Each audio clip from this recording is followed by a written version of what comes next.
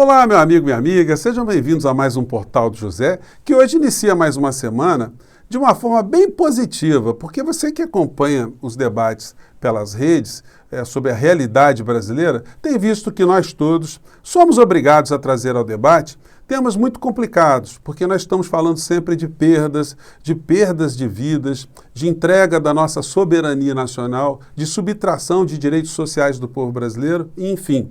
E agora, diante do que nós vimos acontecer no Chile, os bons ventos da democracia chilena chegam até o nosso país e provocam aqui também algumas discussões no nosso portal que eu quero compartilhar com vocês. Muitas coisas interessantes. Bom, mas antes de mais nada, se você está chegando agora e está nos conhecendo, seja bem-vindo, se inscreva, dê o cliquezinho para você fazer parte aqui do nosso portal, participe sempre dos nossos chats, que sempre abro antes das 17 horas para bater um papo com vocês. Dê o seu joinha e mande seus comentários para cá, porque são sempre lidos e são sempre considerados. Gente, olha, essa eleição no Chile, ela não diz respeito apenas ao povo chileno, não. A direita brasileira, os grupos extremistas, eles estão se fazendo de sonsos, né, de bobos. Eles não estão tocando nesse assunto. Mas se o candidato da outra direita ganhasse no Chile, vocês iam ver só o inferno que a gente ia ter que escutar nas redes sociais e como presidente brasileiro ele se sentiria empoderado para continuar a sua trajetória de insanidades contra o povo brasileiro.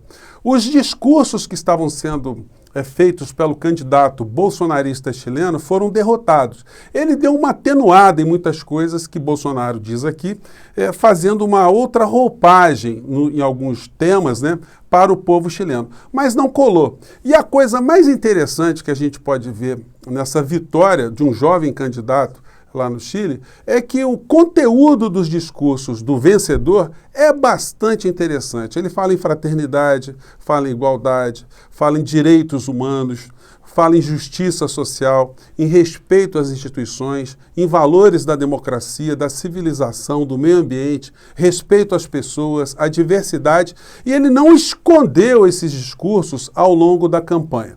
Ontem, quando ele estava fazendo o pronunciamento no discurso da vitória, muito interessante. Eu trouxe apenas aqui um trechinho para vocês, onde ele entusiasmou a plateia ali, falando sobre vários valores, né? Ele colocou ali 4 temas principais ali como uma plataforma de governo dele. Falou que o crescimento econômico não pode ser fundado sobre desigualdades sociais, porque essas desigualdades, elas têm o pé de barro no sistema econômico. Então, isso vai ter que ser mudado no Chile para integrar o povo chileno na economia. Isso foi muito interessante. Ele, como o segundo ponto que ele defende, de proteção ou de respeito, né? Ele defendeu muito o respeito às instituições democráticas e que vai zelar todos os dias para que as instituições democráticas do Chile jamais sofram algum tipo de desestabilização, porque uma sociedade que não respeita as suas instituições está no reino do absurdo e também provoca o cada um por si, a lei da selva. Ele disse como terceiro ponto dele que uma democracia precisa sempre de ter acordos e ele agradeceu inclusive ao opositor de uma forma bastante civilizada. Isso dá um exemplo para a América Latina, porque não tem sido muito comum esse tipo de situação, sobretudo nos tempos atuais. E depois ele fala de respeito aos direitos humanos. Vamos pegar só esse trechinho aqui que eu achei muito interessante e eu quero compartilhar com vocês. Vamos lá. Lo que cada familia ha luchado con su esfuerzo. Y 4, tremendamente importante que se... Ele está falando do quarto princípio, né, que ele pretende implementar ou seguir à frente do governo do Chile. Escuchen todo el mundo que el respeto a los derechos humanos es siempre y en todo lugar un compromiso inclaudicable y que nunca por ningún motivo podemos volver a tener un presidente que le declare la guerra a su propio pueblo. Ele disse, olha, nunca mais a gente pode voltar a ter um presidente que declare guerra contra o seu próprio povo, né? E os chilenos sabem bem do que ele estava falando da ditadura militar do Pinochet, né? Chilenos y chilenas, a las víctimas de violaciones de derechos humanos de todo tiempo, no nos cansaremos de buscar verdad, justicia, reparación y no repetición. Ele falou, deu um recado muito interessante a todas as pessoas no Chile que perderam alguma coisa em relação a direitos humanos por conta da ditadura militar do Chile. E aí as pessoas se manifestaram, a gente vai ver aqui.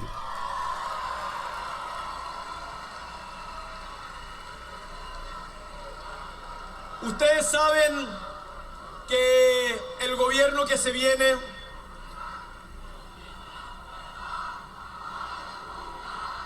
justicia, verdad, no a la impunidad. Ele falou justiça, verdade, né, e não a impunidade. Então, foi muito interessante todo o discurso dele, porque ele não fez nenhum tipo de... Ele não dourou a pílula. Ele continuou a dizer aquilo que ele estava dizendo durante a campanha. Uma coisa muito importante que a gente não pode perder de vista é que isso tudo só está sendo possível de acontecer no Chile porque houve uma grande mobilização popular. O Brasil perdeu essa capacidade nas últimas décadas, né? A gente teve um enfraquecimento muito grande de qualquer tipo de articulação popular. E as reformas no Chile que estão sendo pretendidas pelo atual presidente eleito e o Congresso Constituinte chileno só serão possíveis por conta da pressão popular. É uma coisa muito importante, porque inclusive os grandes veículos de comunicação no Chile sempre atuaram a favor desse tipo de modelo econômico no Chile, que preservou cada vez mais direitos de minorias economicamente muito poderosas contra o povo chileno que perdeu direitos à educação, à saúde, à previdência, e são valores que o presidente atual quer resgatar. Mas chamou atenção também, gente, o discurso dele conciliatório, de não querer dividir o Chile, de atrair os adversários depois da campanha para uma conversa, para um diálogo, para edificar uma sociedade chilena de uma forma muito mais equilibrada, de uma forma mais justa, de uma forma que seja um exemplo, não só para a história do Chile, mas para a história da América Latina. E esses ventos certamente vão influenciar as coisas que serão debatidas aqui no nosso país. Felizmente, lá no Chile, eles não tiveram situações que são muito complicadas aqui no nosso país, que é a influência de grupos religiosos na política chilena com a firmeza, né, ou com a força que esses grupos têm aqui no nosso país. Então, as eleições para 2022 não estão ganhas pela esquerda, seja qualquer candidato, o ex-presidente Lula que está comandando aí as pesquisas eleitorais, ninguém pode considerar que a fatura está resolvida. Não é por outra razão que as articulações estão se dando por todos os lados. Aqui no nosso portal nós vamos dar espaço aos debates, a todas as correntes progressistas aqui, para que os nossos inscritos aqui tirem suas próprias opiniões. Cada um já tem a sua preferência político-partidária, tem o seu nome, enfim. E a gente aqui só vai fomentar esse debate aqui sem adotar nenhuma candidatura, porque não é esse o papel de um portal que se coloca para democratizar o conhecimento. Senão a gente acaba virando aqui brigas de torcidas e a gente não quer que esse tipo de situação se dê aqui no nosso portal. Eu respeito todas as opiniões políticas que são emanadas de forma sincera, de forma honesta. Qualquer outro tipo de sentimento que perverta esse tipo de sentimento político, a gente não vai dar espaço aqui no nosso portal. Bom, e aí, como um exemplo ainda de situação bastante democrática, situação bastante bacana, o presidente atual, de direita, ele recebeu o presidente eleito lá no Palácio de la Moneda. Gente, olha, assistam que coisa interessante, um encontro muito cordial, muito civilizado, né? Acompanhe aqui.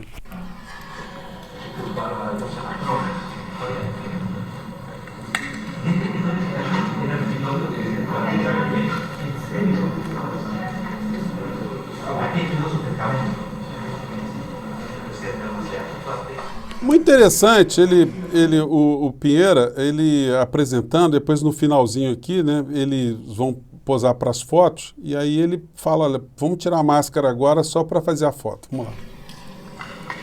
Oiga, por la historia vamos a hacer una foto sin mascarilla, ¿qué te parece? Distancia.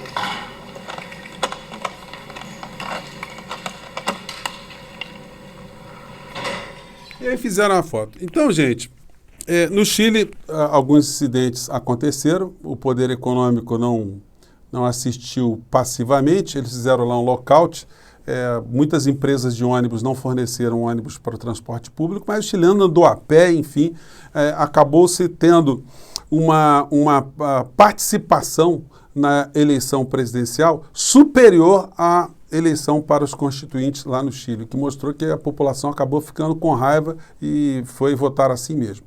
Bom, então nós vamos ter que aguardar mais alguns movimentos. A vida para o Gabriel Boric não será muito fácil. Ele logo ele vai começar a perceber que interesses vão se organizar para tentar enfraquecer qualquer tipo de bandeira que mexa nos interesses econômicos desses grupos que estão lá no Chile durante muito tempo. Mas se ele tiver a força popular, se ele conseguir conscientizar cada vez mais as pessoas de que essas mudanças elas são importantes para todo o país, para uma melhor justiça social no Chile, eles vão avançar bastante e eles vão conseguir mostrar para o mundo que as pessoas que têm um pensamento de esquerda, um pensamento humanista, um pensamento que respeita direitos humanos, valores fundamentais dos seres humanos, essas pessoas não mordem ninguém. Essas pessoas, elas querem o bem de todos e o governo do Chile tem tudo para ser um governo bastante interessante, bastante exemplar. A gente tem que ficar aqui torcendo para que isso dê certo. Bom, enquanto isso está acontecendo, o que nós podemos ver aqui no Brasil? Nós vemos o Chile acontecendo isso. Você entra na agenda do presidente brasileiro, num dia de hoje, que ainda não falou nada em relação ao presidente eleito, e no dia 20, uma segunda-feira, está escrito aqui, sem compromisso oficial. Ou seja, ele não gosta de trabalhar mesmo. Aí você dá uma navegada na internet, aí você encontra o Bolsonaro numa lancha, dançando funk. Esse é o presidente do nosso país, que muitas pessoas defendem, acham que é um mito, que não está trabalhando. E pelo menos nessa cena aqui, a gente vê uma moça, né? Junto aqui, que é uma coisa não muito comum quando se trata em Bolsonaro com um monte de pessoas, né? Enquanto as de esquerda tem mais pelo que cadela, Bolsonaro salta de paraquedas, Bolsonaro, capitão da reserva. É uma coisa inacreditável, né? O mundo ainda vai ter que ter muitos cientistas sociais para se debruçarem sobre esse período que a gente está vivenciando aqui no nosso país. Contrastando com essa bizarrice e os comportamentos criminosos do presidente da República, hoje os funcionários da Anvisa colocaram no ar um vídeo colocando seus rostos, né, mostrando um total destemor em relação às ameaças que começaram a receber por conta dessa horda bolsonarista, os cães bolsonaristas, que começaram a atacar alguns funcionários da Anvisa por conta da aprovação da vacina para crianças. Vou colocar para vocês um trechinho aqui, porque essas pessoas merecem ser muito homenageadas. Todas as pessoas da área da saúde que lutaram para salvar vidas, essas pessoas são os nossos heróis, são as nossas heroínas. Então, como homenagem aqui do nosso portal, vou colocar um trecho desse vídeo para vocês.